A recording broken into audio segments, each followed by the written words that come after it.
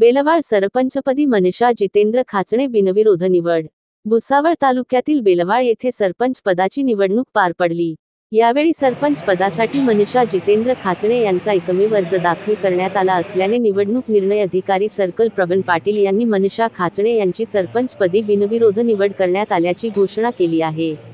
यावेळी ग्रामपंचायत सदस्य व ग्रामसेवक उपस्थित होते।